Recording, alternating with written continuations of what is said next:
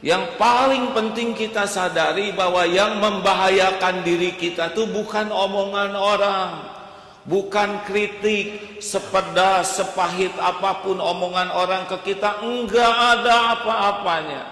Tidak membahayakan sama sekali. Yang membahayakan bagi kita bukan kritiknya, tapi ketidakmauan kita menerima kritik. Itu bahaya bagi kita. Jelas hadirin? Jelas. Jadi kita harus jadi tanda tegang dan kenapa ini jadi pidato 45? Alhamdulillah karena sudah mulai sembuh sariawannya ya. Kalau kemarin kan kurang enak dan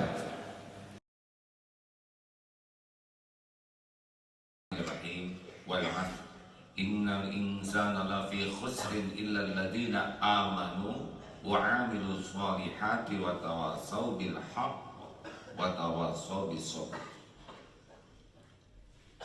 Demi masa sesungguhnya setiap insan dalam kerugian kecuali orang yang beriman, beramal soleh dan saling menasehati dalam hak, kebenaran dan kesabaran. Semakin hari kita semakin rugi, semakin hari kita semakin rugi kecuali orang yang semakin hari imannya makin kuat, yang amalnya makin berkualitas, baik nambah amal maupun ahsanu amalan, dan yang semakin hari semakin berkemampuan untuk saling menasehati dalam kebenaran dan kesabaran. Artinya kita harus punya kemampuan untuk menerima nasihat tentang kebenaran dan kesabaran, dan kita pun memiliki kemampuan untuk bisa memberi nasihat. Pupuk iman adalah ilmu. Orang yang kurang ilmu agama yakin akan kurang imannya. Tapi tidak setiap orang yang belajar ilmu agama akan bertambah imannya, tergantung niatnya. Kalau belajar ilmu agama untuk yakin ingin dekat dengan Allah, nambah iman. Tetapi belajar ilmu agama hanya untuk dianggap ustadz atau ustazah, belajar ilmu agama hanya untuk gelar, belajar ilmu agama hanya untuk bisa ceramah, dan Allah tahu setiap isi hati, maka ilmu itu tidak akan berbekas dalam kepribadiannya. Karena Allah tahu bahwa dia niat mencari ilmu agama bukan untuk mendekat kepada Allah, tapi memanfaatkan ilmu agama hanya untuk duniawi belaka. Pastikan adik-adik seluruh yang pesantren, tidak ada yang lebih penting dalam hidup ini selain jadi dekat dengan Allah. Kalau kita dekat dengan Allah, Allah akan membimbing kita mendapatkan yang terbaik dari hidup ini. Dunia ini kecil, tidak ada apa-apanya, hanya tempat mampir sebentar, tidak layak dijadikan cita-cita utama. Ini hanya menjadi tempat antara saja. Oleh karena itu, hati-hati bagi yang belajar ilmu agama salah niat, tidak akan merasakan nikmatnya iman, tidak akan berbuah akhlakul karimah, tidak akan merasakan hidup nyaman, indah dan berkah. Yang kedua, belajar ilmu akan menguatkan iman kalau jadi amal. Allah tidak melihat jumlah ilmu yang dimiliki, tapi bagaimana kualitas amal dan kebersihan hati. Karena ilmu itu diciptakan untuk memandu amal, bukan untuk gaya-gayaan. Tahu ilmu sholat, tidak pernah sholat, itu malah jadi petaka bagi dirinya. Beda dengan yang tidak tahu ilmu sholat dan tidak sholat. Yang lebih fatal lagi, tahu ilmu sholat, ngajarin sholat, tapi dia tidak sholat. Nauzubillahi min dzalik. Hadirin, dan keterampilan yang ketiga adalah mencari ilmu supaya kita bisa saling menasehati dalam kebenaran dan kesabaran. Baik, ini yang kita bahas dalam kesempatan kali ini. Kemampuan menerima kritik dan kemampuan dikritik, mengkritik. Mana yang lebih penting? Kemampuan menerima kritik, kemampuan mengkritik. Menerima atau mana yang kita bahas duluan? Keterampilan mana yang terpenting? Menerima atau memberi kritik? Asal santri kalau dengar kritik langsung cenghar, ya. Baik. Apa yang selalu kita minta setiap hari di dalam sholat? Yang paling tidak pernah lepas kita minta adalah ihdinas siratal mustaqim. Ya Allah, tunjukkan jalan yang lurus, siratal ladzina an'amta alaihim, jalan orang-orang yang Kau beri nikmat, ghairil maghdubi alaihim, bukan jalan orang yang Kau murkai, waladhdallin, dan bukan jalan orang yang sesat. Tiap hari kita meminta kepada Allah agar kita diberi petunjuk. Allah, saya mohon dicek ini suaranya baik ini sampai ke studio. Ya, saya khawatir kita tidak bisa memberikan yang terbaik. Tolong dicek dan diberi respon ini para jamaah. Apakah kualitas suara radio streaming atau pemancar langsung baik atau tidak? Baik tidak? Cukup baik itu C, ya.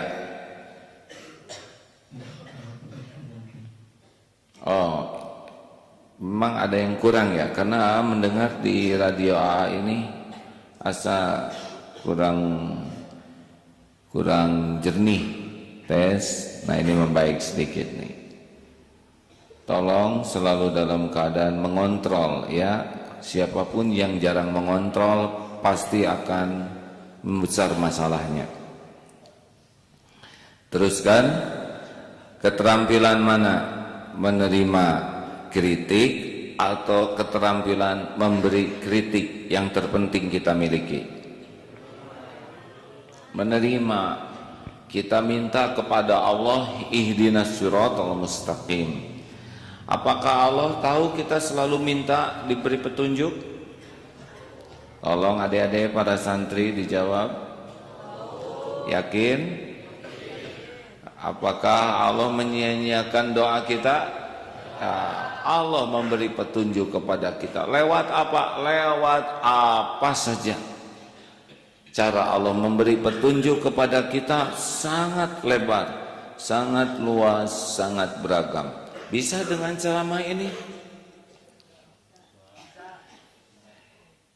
Tiba-tiba nyetel radio tidak sengaja. Yang nyetel radio anak, bapak ikut dengar, itu sudah diatur Allah. Yang nyetel radio ibu, ternyata anak ikut dengar. Ada tetangga yang nyetel, karena sama-sama pakai triplek jadi kedengaran. Ada yang pasang di masjid. Saya dengar di beberapa kampung itu di masjid dipasang sehingga kemana-mana suaranya jadi ikut dengar. Yang tadinya tidak tahu jadi tahu. Allah lah yang menolong, kita jadi tahu. Ada kalanya lewat belajar seperti guru di pesantren itu, ada lewat orang tua, ada kalanya lewat anak. Bapak, kok bapak keteknya bau? Tidak boleh lalu kita colek dan kita wawalkan ke anak. Ya Allah, kalau bapak keteknya bau, saya nggak mau dipangku bapak pusing, rambut saya jadi keriting. Misal si bapak mikir colek aja oleh bapak, long ternyata benar kumis bapak jadi keriting. Ini Allah memberi petunjuk kepada saya. Anak tidak mau dekat dengan saya karena saya bau. Mata ke anak, telinga ke anak, tapi karena benar hati ke Allah, ini Allah yang memberi petunjuk. Bisa lewat anak, bisa lewat orang-orang yang tidak kita sukai. Kata teman atau siapa, hei, kamu jangan cuma ngomong aja, ngomong bener lo, tapi kelakuan gak cocok. Apa artinya tuh kopiah putih? Apa artinya mesantren kalau kelakuannya gak cocok dengan omongan? Masih mendingan gue awam, tapi ya lumayan lah, gak suka ngomongin orang kayak kamu gitu. Coba, ada dua kan yang diomongkan, yang satu ngoreksi di kita, yang satu dia ngebela dirinya sendiri. Mana yang penting bagi kita? Omongan dia tentang ngebela dirinya atau koreksi tentang kita? Tanyain tuh sama tetangga-tetangga, ngomong aja. Ngomong si bener, dalil si sohi, kelakuan maudu, palsu. Wah, kalau nafsu pasti kita tersinggung oleh omongannya. Tapi rata-rata omongan gitu. Ini petunjuk Allah. Atau bisa jadi lewat kucing, ya. Bagaimana kucing? Yaitu yang cerita dulu itu. Tiba-tiba pipis aja di sarung adek tuh. Kenapa ini santri segini banyak saya dikencingin? Tiba-tiba datang kucing yang satu lagi. Siap, tengok kiri kanan, naik lagi ke sarung, wer lagi. Ya Allah, ini kucing dua pipis di saya semuanya. Kata kucing, fish pot, toilet. Oh, berarti saya disangka toilet. Ini juga petunjuk dari Allah bahwa sarung itu sudah tidak dicuci selama mesantren di sini. Oh, cara Allah memberi petunjuk. Kadang lewat kecoa. Kenapa banyak kecoa? Kenapa banyak lalat? Oh, berarti ini kotor, tidak dibersihkan. Allah datangkan tikus. Masih tidak dibersihkan juga, Allah datangkan babi hutan ke kamar. Kan repot hadirin. Ini kamar santri banyak babi hutannya. Ininya mas sanhut ya, santri hutan. Terus kan, para pendengar, mohon maaf kok beda-beda ya ceramah. Ya tergantung wajah-wajah yang di depan ini ya. Kalau wajah-wajahnya lucu jadi pengen nggak lucu. Kalau wajahnya banyak dosa pengen membahas tobat ya. Terus kan? Nah, nggak usah pusingkan. Yang paling penting kita sadari bahwa yang membahayakan diri kita itu bukan omongan orang. Bukan kritik, sepedas, sepahit apapun omongan orang ke kita, enggak ada apa-apanya. Tidak membahayakan sama sekali. Yang membahayakan bagi kita bukan kritiknya, tapi ketidakmauan kita menerima kritik. Itu bahaya bagi kita. Jelas hadirin? Jelas. Jadi kita harus jadi tanda tegang dan kenapa ini jadi pidato 45? Alhamdulillah karena sudah mulai sembuh sariawannya ya. Kalau kemarin semangat kan kurang enak dan jadi lupa lagi sampai di mana hadirin. Jadi yang wajib kita miliki bagi orang yang mau maju adalah keterampilan untuk menerima masukan dalam bentuk apapun, mau enak, mau enggak enak, mau lembut, mau keras, mau kata-katanya kasar, tajam, enggak ada masalah. Orang tidak ada yang luka badannya karena kata-kata, benar? Ini yang harus dilatih. Itulah sebabnya di antara latihan SSG, latihan santri, latihan untuk menerima perintah yang keras, tegas dan sebagainya, itu latihan. Dan pelatih memang disuruhnya melatih. Mendengung? Halo? Baik-baik saja? Ya, aman-aman dengan semangat barusan? Semangat ya, bagus. Jadi para pendengar yang baik, wajib bagi kita nih, bagi orang yang ingin tidak rugi ya. Kalau nggak punya kemampuan menerima kritik, kita rugi. Kenapa? Jauh lebih penting dikritik daripada dipuji.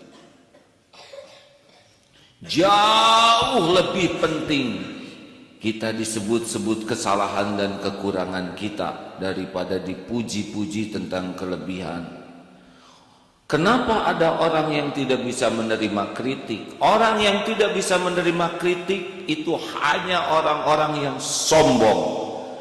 Batarul haq wa ghamtun nas, itu menurut Rasulullah SAW. Orang-orang yang sombong alias takabur, orang yang dibenci Allah, la yadkhulul jannah man kana fi qalbihi mithqalu dzarratin min kib. Tidak selamat masuk surga orang yang di dalam hatinya ada takabur walau sebesar zarah. Cirinya dua: satu, mendustakan kebenaran, dan yang kedua, menganggap remeh orang lain. Kalau kita punya penyakit sombong, takabur, nggak akan bahagia, tidak akan selamat, kita akan awet dalam kebodohan, awet dalam kekotoran, awet dalam kehinaan. Jelas adik-adik sekalian? Makanya latihan terpenting bagi kita adalah latihan menerima nasihat. Mau pedas tajam kritik, enggak apa-apa. Sok sekarang tes ke AA, kritik dengan tajam. Ayo. Tajam gitu, ayo. Enggak ngepek hadirin.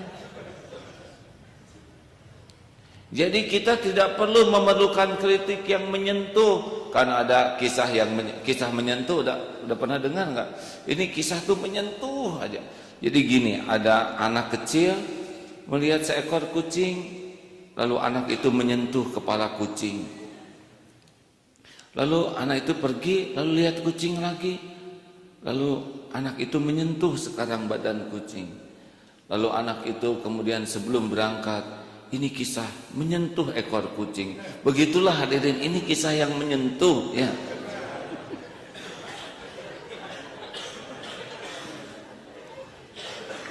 Terus saya harus bagaimana? Apa yang salah?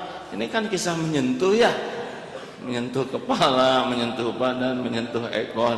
Akhirnya anak itu pergilah sambil menyentuh pintu. Begitulah, ini kisah menyentuh ya.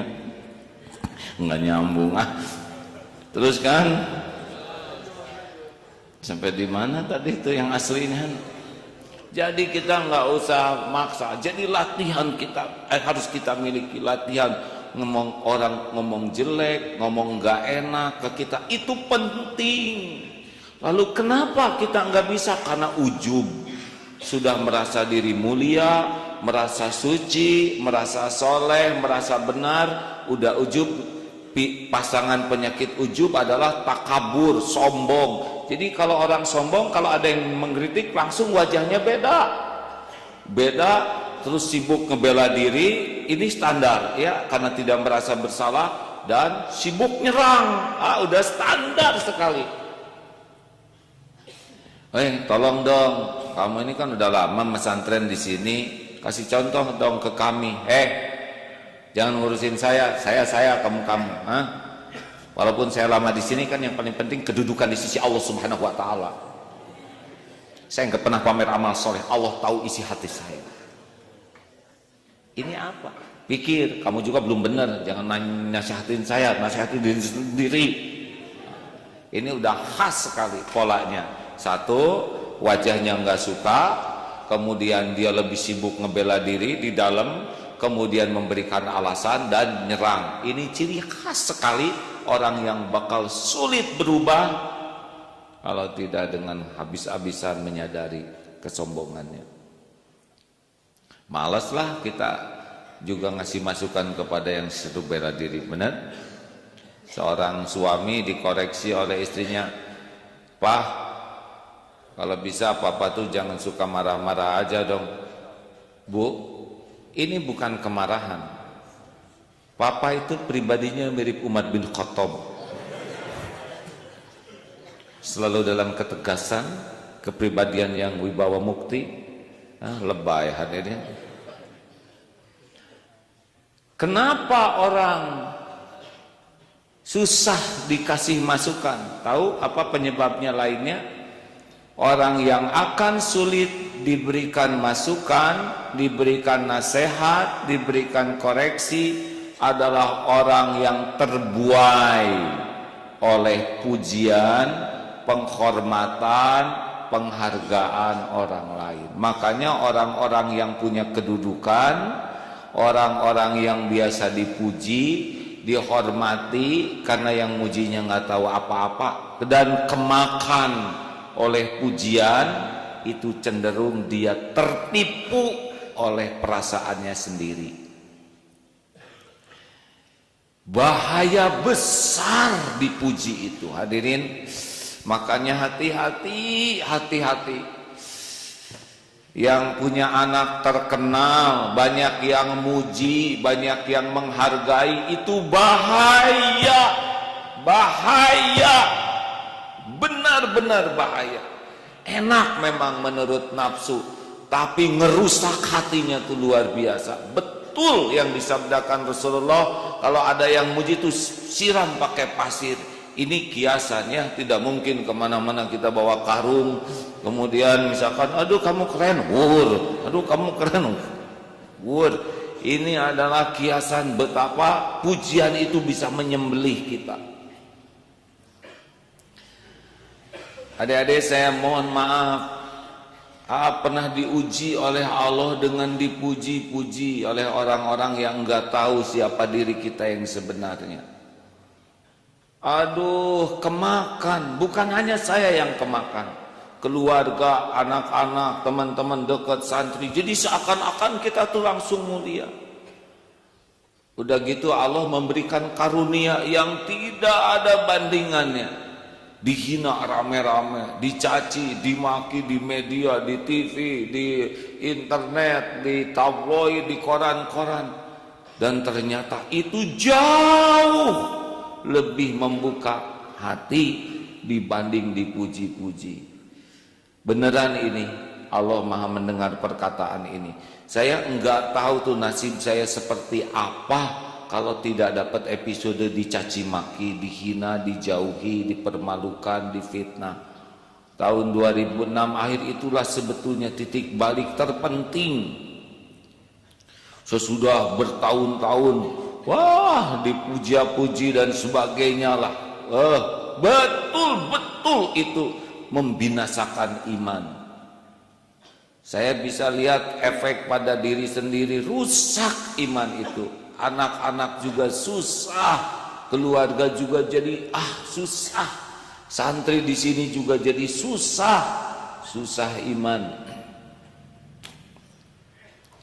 Tapi sesudah badai dihina, dicaci, dipermalukan, dilecehkan, dicemooh, betul-betul barokah. Saya bersyukur, benar-benar bersyukur dapat episode dihina rame-rame. Kalau cuma 1, 2, 3 yang menghina, mungkin saya akan balas tuh yang menghina itu. Tapi karena dihinanya dirempuk di tiap TV, waduh, jadi efektif untuk menyadarkan diri. Coba kalau yang muji 1000, yang menghina 1, kira-kira kita kemakan oleh yang mana? Yang muji, ya kan? Tuh orang-orang aja muji saya, cuma kamu yang menghina saya, iri ya. Begitu. Tapi kalau 1001 yang menghina, yang bagian mujinya mana? Ikutan menghina ya. Itu bagus. Kalau yang menghinanya rame-rame, yang mujinya begini, alhamdulillah sekarang dihina rame-rame, berkah. Kata guru saya kan dulu begitu. Allah mah sayang sama Allah kan tahu orang-orang yang muji itu pada enggak tahu siapa yang sebenarnya. Barokah daripada dibiarkan terlena, dipuji sehingga hati mengeras. Dulu begitu. Jadi yang senang malah orang-orang yang berilmu tinggi waktu itu. Hadirin adik-adik, maaf ya, mungkin adik ada lahir belum tahun 67? Belum ya? Baru dalam rencana. Oh iya, nggak apa-apa deh, nggak apa-apa. Jadi beliau belum paham situasi ya. Yang rada paham ibu-ibu ya kan. Nah begitulah 8 tahun yang lalu, dia 8 tahun yang lalu caci maki itu ternyata jauh lebih menyelamatkan. Makanya sekarang kalau lihat ada anak itu dipuji-puji, aduh tegang. Atau kemarin siapa? Pele dapat penghargaan di TV ya tahun lalu yang SMP itu. Sejujurnya saya emang nggak bangga lah. Ada santri Darut Tauhid menjadi di sebuah TV ya sebagai penceramah aduh serem, takut kemakan, apalagi ini SMP, takut kemakan seakan-akan saya sudah terkenal soleh. Itu bisa ngerusak sekali hati kalau tidak siap. Ini santri ini juara olimpiade itu, aduh tegang. Makanya kalau ada kejuaraan yang diikutin santri, saya suka nanya, kayak tunggu dulu ini akhlaknya gimana? Ini santri ini dapat medali emas, bela diri. Aduh serem ya. Bukan medali emasnya yang serem, tapi lihat akhlaknya gimana. Sebab kalau akhlaknya enggak bagus, dia dapat medali emas, bahaya itu kawan-kawannya yang bisa jadi raja di kelas, ya kan? Juara debat misalkan, tapi hatinya enggak baik, aduh bahaya, betul? Buat saya sih enggak penting-penting amat tuh jadi juara ini, juara itu. Bukan tidak boleh ya, tapi kalau semua itu mengotori hati buat apa? Mendingan jadi juara bersih hati yang nanti oleh Allah dititipi kemampuan juara ini, juara itu, tapi kalau hati bersih mau udah nggak ngepek sama sekali. Makanya adik-adik siap ya. Kalau di sini ada informasi santri teladan, bagaimana? Inna lillahi wa inna ilaihi raji'un. Dalam kenaikan kelas ini akan diumumkan beberapa santri teladan versi penilaian guru-guru yang tidak tahu banyak. Allah yang tahu sebenarnya. Siapa yang akan disebut nama ini adalah orang yang diuji oleh Allah. Harus banyak tobat karena Allah tahu kejelekannya, dan banyak bersyukur karena Allah yang menutupi aib dan kekurangan. Kepada santri fulan, saudara diuji katanya menjadi santri teladan. Semoga terpelihara dari ujub takabur. Allah lah yang maha tahu yang sebenarnya. Boro-boro tepuk tangan, menjerit, ajeret-ajeretan, kalau astagfirullah, jalannya juga gontai. Lalu dikalungkanlah kain kafan sebagai peringatan dan diberikan hadiah berupa batu nisan atas namanya, hanya tidak dikasih tanggal ya. Ya suka ngeri gitu pujian, karena itulah yang membuat kita kehilangan kejujuran pada diri sendiri. Kalau kehilangan kejujuran pada diri sendiri, kita nggak akan bisa menerima kritik, saran. Terima kasih ya kepada siapapun yang waktu itu pernah titik-titik sama saya ya. Karena itu sangat menolong saya untuk bisa jalan dari Allah. Lambat laun menyadari kesalahan kekurangan diri. Saya hakul yakin orang yang kebanyakan dipuji, kalau tidak menjaga diri akan termakan oleh pujian dan cenderung benci kepada orang-orang yang mengoreksi. Dan dia akan awet dalam kebodohan, awet dalam kekotoran, awet dalam kehinaan, terjebak oleh penjara pujian yang pasti tidak cocok dengan keadaan dirinya yang sebenarnya. Jauh lebih bagus dikritik rame-rame daripada dipuji rame-rame yang memakan iman kita. Nauzubillah min dzalik.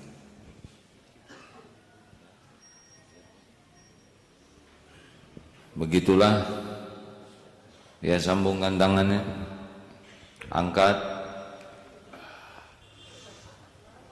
ya, turunkan. Terima kasih, ya. Para pendengar, pengumuman besok AA ceramah di Masjid Istiqlal. Hari Senin pemberangkatan haji MQ Travel Plus.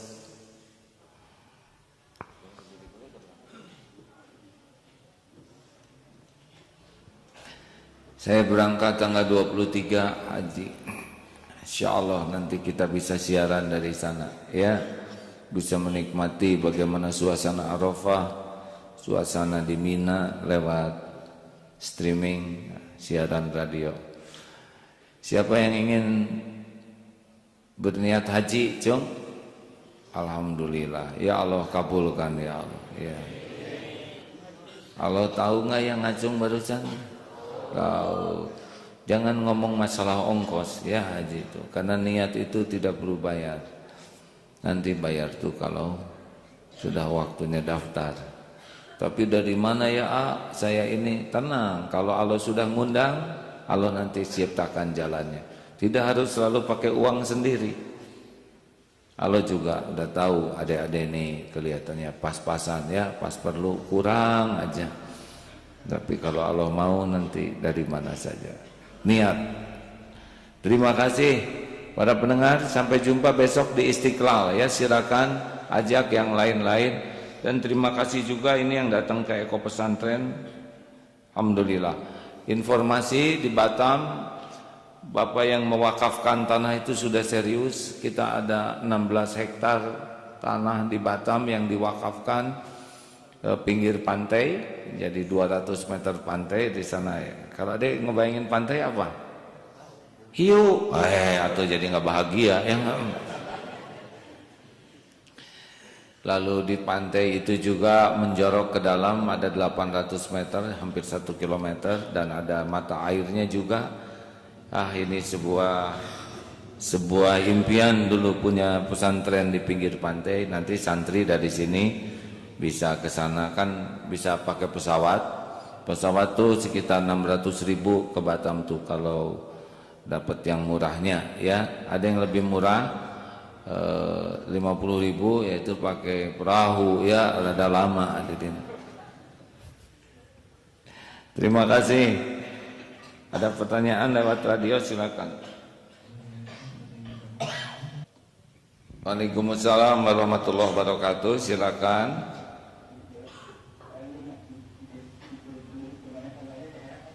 Sehat Gus. Agus kemarin ke sana enggak? Ke Masjid Agung ya di Tasik ya. Ya, sempat lihat Agus ya. Agus lihat enggak? Iya, saya kan di panggung ya, jadi pasti kelihatan. Tapi Agus ada di sana, hanya nggak bisa nyapa, maaf. Tenang Gus, tenang. Gimana Gus? Dari sana sudah pindah ke ke Perum. Oh, alhamdulillah ya, semua ada takdir-takdirnya ya. Baik, terima kasih ya Gus. Salam buat Ibu dan Kang Dadang ya. Nanya apa?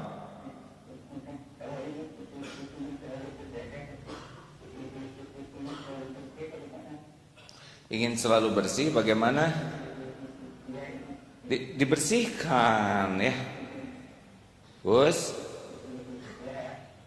yang ingin bersih apa? Hati? bukan nggak boleh kadang-kadang, kalau bersih hati itu wajib, harus jadi program. Jadi banyak istighfar, itu ya 5 itu, tekad kuat, perbanyak tobat, jauhi maksiat, tingkatkan taat, tebarkan manfaat. Jelas Gus? Iya, baik. Makasih ya Gus. Assalamualaikum Gus. Baik. Ini ada informasi dari Kanada. Waduh, ikut ngacung mau pergi haji bersama AA. Ini dari kamera kelihatan deh. Thank you ya, thank you. Itu bahasa Inggris, hadirin, thank you tuh ya. Baik, selanjutnya. Iya Bu. Terima kasih Bu. Dari mana ya? Wonosobo. Alhamdulillah, kula ngaturaken matur suwun sanget yo. Mbah, Bu, ya silakan. Ibu, apa kabar? Saya Mas Agim Bu.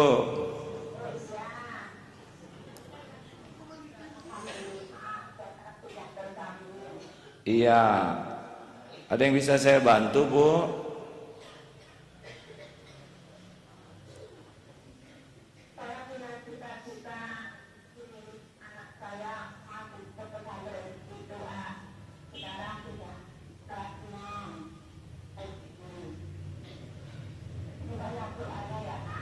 Iya Bu.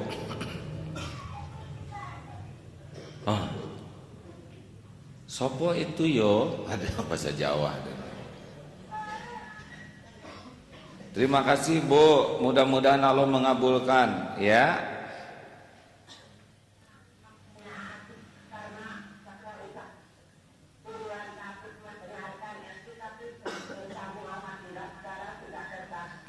Alhamdulillah, judulnya adalah segalanya ada waktunya ya Mbah. Sudah lama dengerin radio ini, dari radio apa Bu? Citra FM.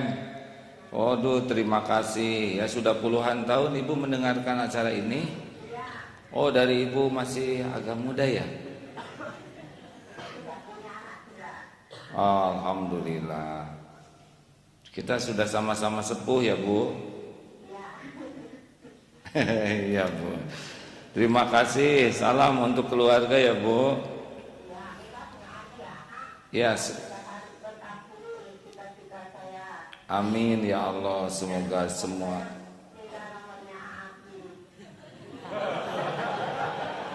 Nomor apa Bu? Nomor 41 ya. Nomor 41. Kalau kopea nomor 6. Ayo, mau nomor apa lagi?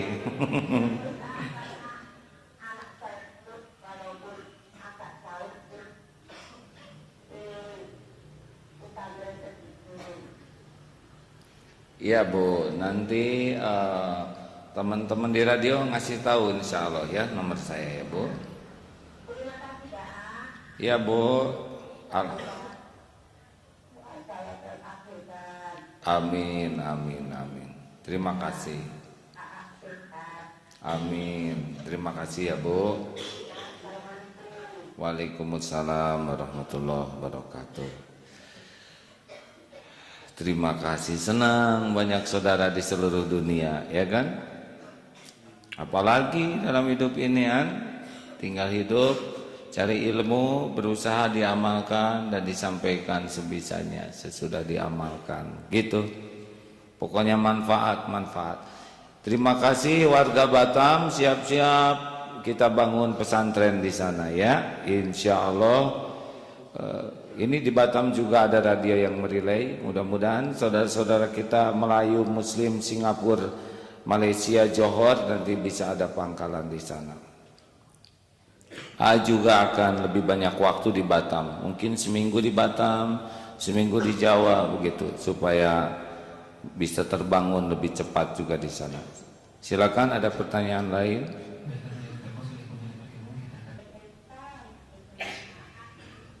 Iya, Bu.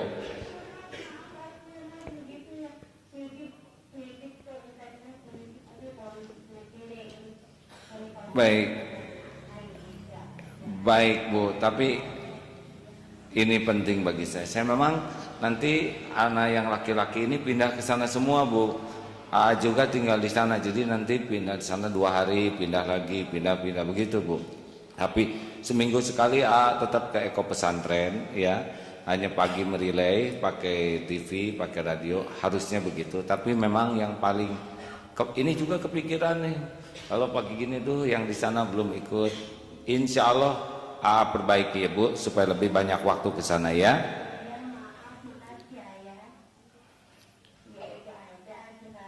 Iya, Bu, terima kasih.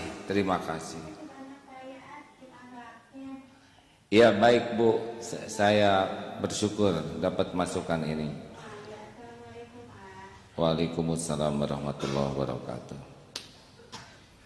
Andai kata tubuhku bisa kugandakan dalam satu saat, tiba-tiba jadi 5 gitu. Agim 1, agim 2, agim 3. Yang repot kalau 5-5-nya mules, ya kan. Tapi amanah ini. Makanya santri yang di Geger Kalong ini kalau nggak begitu serius belajar, rugi lah ya. Baik, Bu, Ibu, tapi ini benar-benar akan membuat jadwal lebih disiplin lagi, sebanyak mungkin bisa hadir ke Eko Pesantren ini ya. Juga maaf nih santri yang di Kerawang yang sudah panen lele dan santri di Cijanggal, tapi nanti diupayakan seminggu sekali nginep di pesantren sehingga sama-sama, walaupun pesantrennya nanti beberapa, tapi semuanya bisa kebagian. Dan sebetulnya memang seperti yang Ibu katakan, tidak boleh karena makhluk, karena jalan ilmu dari Allah sangat banyak. Para ustadz, mudaris, mudarisa juga bisa jadi jalan ilmu yang lebih baik dari Allah Subhanahu wa taala. Seperti mudarisah yang wafat kemarin, itu kan akhlaknya sangat baik, perjuangannya sangat gigih, pengorbanannya sangat besar. Walaupun masih muda, ya Allah mengambil pulang karena memang sudah waktunya. Masya Allah. Terakhir, berbahagialah bagi yang senang menerima masukan, kritik, keripik, mau sepedas apapun enak. Tidak usah sibuk menjawab, tidak usah sibuk bela diri, sibuk tafakuri, dan anggap ini rezeki dari Allah. Allah yang menggerakkan orang yang mengkritik kita. Tidak ada pentingnya bagi kita membela diri. Penting bagi kita adalah PDLT, perbaiki diri dan lakukan yang terbaik. Tidak penting kita dihargai orang lain, yang penting kita adalah tahu kekurangan kita dan bisa memperbaiki diri. Sibuk membela diri adalah kesibukan kita cari kedudukan di hati makhluk. Sibuk memperbaiki diri adalah kesibukan kita mencari kedudukan di sisi Allah. Tidak ada apa-apanya kedudukan di sisi makhluk. Kalau kita yang ngaco, tidak ada apa-apanya. Kita di akhirat akan masing-masing. Kita akan nanggung. Orang-orang yang muji kita, yang menghormati kita, gak ada apa-apanya, mereka juga nanggung. Kita akan tanggung diri kita sendiri. Latih untuk sibuk menerima kritik, masukan, saran daripada dipuji. Kalau dipuji, tobat. Bagi orang tua yang anaknya sering dipuji, latih, karena belum tentu pujian-pujian itu akan menguatkan iman, bahkan bisa jadi melemahkan iman seseorang. Orang-orang yang kemakan oleh pujian, penghargaan, salah satu penyakitnya adalah ujub, lupa diri, merasa diri mulia, hebat, lalu sombong. Kalau sudah sombong pasti ria, senang pamer. Kalau sudah ria, enggak asli hidupnya, hanya tukang topeng, munafik. Lalu dia akan menjadi pendengki sejati, karena dia tidak akan suka kepada orang-orang yang menjadi pesaingnya. Penyakit komplit. Tua sih gampang, tapi menjadi orang yang bijak itu tidak gampang. Dan salah satu penyebab rusaknya adalah tidak siap menghadapi pujian, penghargaan, penghormatan. Kita tidak bisa memaksa orang tidak muji. Kalau orang mau muji ya biar, tapi jangan sampai ketipu, kemakan oleh pujian, apalagi sampai mabok pujian.